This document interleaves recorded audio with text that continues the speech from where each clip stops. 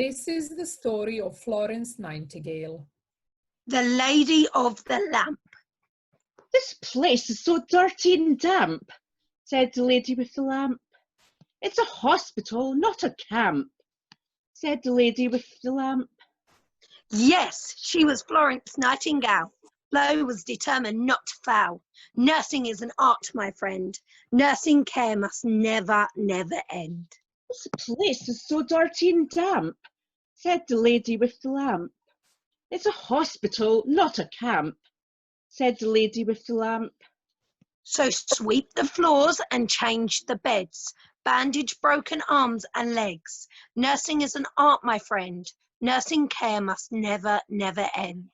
"This place is so dirty and damp," said the lady with the lamp. "It's a hospital, not a camp," said the lady with the lamp. So wash the blankets, scrub the walls, be there when a patient calls. Nursing is an art, my friend. Nursing care must never, never end. Yes, she was Florence Nightingale. Flo was determined not to fail. Nursing is an art, my friend. Nursing care must never, never end. Nursing care must never, never end. I am going to tell you about my life. I will be playing older Florence Nightingale and will be telling the story. Some of you may already know me as being the lady with the lamp. I was born in the year 1820 in Italy. I was named after a famous city there, but I grew up in England in a large country house. The story which I'm going to tell you begins when I was still a girl, when I began to imagine the life which I was going to lead. You see, I wanted to do something special with my life. Now let me take you back to that country house where I grew up. I grew up with my sister Frances Parthenope, who was quite different to me. I was a good, orderly and obedient girl who wanted to learn. We were a wealthy family and our father insisted upon homeschooling us. From a young age, I loved to read and wanted to learn. "Give me back my pencil, Parthenope." My sister was often mischievous and naughty. She loved to try to get me into trouble. What is this? "Father, she stuck her tongue out at me and she took one of my pencils." Father, I did not. Your eyes should be on your books, not your pencils. My sister would always do her best to distract me, but I would not be distracted. "Father, she's pulling her hair up and pulling funny faces." Father, I did not. I will not say it again. I had this idea that I would do something with my life and I wouldn't let it go. You've always got a book in your hands. "I love reading." But we are outside. We should be playing. You're such a bookworm. I would spend hours sitting under the old tree in our garden reading. I didn't want to be like other girls. I grew up with my head in books, and over time I formed the very idea of what I wanted to do. One day I decided to tell my parents about what I wanted to do, but my mother and father were not happy. Work? "I want to be a nurse, Father." Why would you want to be a nurse? "I want to help people. I think it would be a good profession." Profession? But you're You should be concentrating upon finding a lovely, respectable gentleman and getting married. What about Gerald? He's a nice chap and his father's a man of business. My sister didn't help either. The captain is a charming man too. He's got that lovely warts at the end of his nose. "I do not want to get married, Father. I wish to work and make something of myself. I want to make you and Mother proud." Marrying a respectable man is enough to make me proud. I refuse to let you work. It's a ridiculous idea. "Father, please." That's the end of it. Yuck! But I knew that marrying and settling down was not enough. So I set out to read as many books as I could. I wanted to learn, and learning was what I was going to do. I was to tell parents and to change their mind. I began to read. book after book. After book after book. Open a book and you will find people and places of every kind. Open a book and you can see anything you want to be. Open a book and you can learn all the wonders of your concern. Open a book and I will too. You read to me and I will to you. At that time, nurses got no training at all, but I had other ideas. For as long as my father refused to let me work, I stuck to my books. I would plan out how I would teach other nurses how to look after the sick. Eventually, I got the chance, which I'd been waiting for. I was asked to train a group of nurses to work in the Crimean War. It was a place far away where there was a war. Training under Miss Nightingale was such an honour. I'm Emily, by the way. I'm a nurse. I think they've probably gathered that. This is Gwen. She's trained too. There was a hospital near the battlefield where injured soldiers were being brought in, but they were rarely getting any better. Tell them about how we learned how to roll up bandages like it was an army drill. That was fun. I used to get it all tangled up at the beginning. I got myself into a rut, as was I did. We were trained in the fundamental principles of cleanliness and hygiene. We had to be neat, orderly and everything just so. That's what Miss Nightingale used to say to us, neat and orderly. And she was right too. Soon we were packed and ready to leave for a war, which until now seemed so very far away. The journey took several weeks. And I was petrified. I hate being on that ship too. I got terrible sickness. When we arrived, the first thing that we noticed was the heat. It was so hot there. I was sweating buckets. Then there was a sound of the gunfire from afar. The hospital was the shell of an old army fort close to the battlefield. The explosions made me jump at once. I don't think any of us quite knew what we'd find there. Whatever we had imagined, this was worse. The smell leapt up at us once and made our eyes water. The stench of sickness, filth, and grime. Soldiers lay on the floor in pools of blood. Undressed wounds were covered in flies. Sheets and blankets were crawling with maggots and lice. It was a hell on earth. The soldiers were moaning and groaning. There was this young soldier. His name was Bert. Poor lad, my heart went out to him. Please, miss, please help me. I'm in so much pain. I knew in an instant what needed to be done, but first I had to persuade the doctor to let me. Dr. Munro was an older gentleman, similar to my father. This is no place for ladies to be. I'll have no such thing in my hospital. Dr. Munro was an elderly gentleman who was also very exhausted and a little grumpy. But sir, we are here to only help, to be of some assistance. You cannot do everything yourself. We can clearly see that you're trying to do your best. We can help to clean, to nurse the bandages, to feed the wounded and offer care.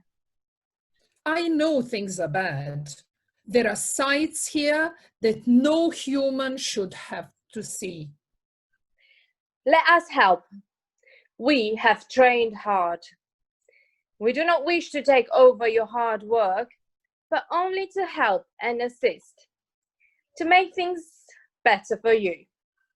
Very well. And so it began. And so it began. This was my chance to put into action my beliefs of what the key principles were for the good medicine. Cleanliness and hygiene. Ladies, we shall clean the rooms from top to bottom, every inch and every corner. First, we sweat. I believe that when patients come to us, they should expect not dirt and disease, but clean sheets, good food, fresh air, and a chance for nature to heal their wounds. Then we scrubbed. Scrub. Scrub. Scrub! That way order could be restored and good health prevail. It was hard work. Miss Nightingale would not let us rest until we had finished. It was what we needed. She was strict and firm, but we quickly made progress. Wash and scrub. Wash and scrub. Wash and scrub. Scrub, scrub, scrub. Scrub the floors. Scrub the walls. Scrub until everything is clean. Finally, we brought in fresh sheets. It was like a dream. I lay there in my bed, watching the nurses turn the place around. It was like a picture from heaven. A white, fresh cloud on a new day. Once clean, the hospital will stay clean.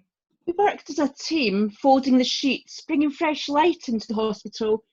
It looked new. This was how I imagined it to be. Clean and hygienic. Everything was in its place. Even Dr. Munro was impressed. It'll do. Now that the hospital was clean, we could then concentrate on nursing the wounded soldiers back to health. Splendid job, splendid. Nurse Nightingale. Florence may have been strict and firm with the nurses, but at night she would walk through the wards amongst the soldiers. She would sit with the soldiers if they wanted and talk to them. She would offer reassurance and read to them. And would take their hand if they called out. I wanted each of them to get better. Because of her lantern which she held and her nightly rounds, Florence quickly became known to the soldiers as the Lady of the Lamp. Years later, a poem was written about Bert, one of the soldiers whom she'd cared for. It was called The Lady of the Lamp. Long ago, there was a soldier fighting in a war. His name was Bert, and he got hurt. His leg was very sore. They took him to a hospital and put him in a bed. They hoped he would get better, but he got much worse instead. It was a nasty, smelly place. Everything was dirty. The floors, the beds, the bandages. Poor old injured Bertie. Onto the bed jumped 3 big rats. They laughed at Bert and said, "We'll give you a nasty disease and soon you will be dead." Poor Bert was very scared indeed. The rats were right, he feared. He thought that he was going to die, but then a light appeared. It was a lady with a lamp called Florence Nightingale. She took one look at the rats and picked them up by the tail. "No rats allowed in here," she said. "Oh, this I'm quite determined. From now on this place will be kept clean, safe, and devermined." The rats saw that she meant business, and they ran away in fear. Then Florence smiled, and Bertie said, I'm really glad you're here." She gave him a nice clean bandage and ointment for the pain. And it was not too long before Bertie felt well again. Florence Nightingale was the best nurse that have ever been, but she did so much more than just kept one hospital clean. She wrote great books about nursing and opened up a school. She made it seem like being a nurse was really, really cool. Nowadays, all of us can thank the Lady with the Lamp. The hospitals are clean and fresh and not dirty and damp. Nowadays, we think cleanliness seems like just common sense, but it would have been all different were it not for Florence. Soon the nurses were rewarded for all their efforts. The wounded are getting better. Soldiers whom would have died before were now healing and getting well. Some were even able to leave their beds. It gave me such satisfaction to see them leave. I'd never felt more complete. At the end of the war, Florence refused to leave until all the soldiers were well enough to leave. When she returned to England, she was astonished to find out that she was indeed famous. The Times reported saying that she was a ministering angel without any exaggeration in these hospitals, and as her slender form glides quietly along each corridor, every poor fellow's face softens with gratitude at the sight of her. Not only were young people talking about my work, but there had been a trust fund set up in my honour. It was a good deal of money. I used it to set up my first ever nurses training school in London. What I did changed nursing for good. It became a real profession. Strict principles and standards.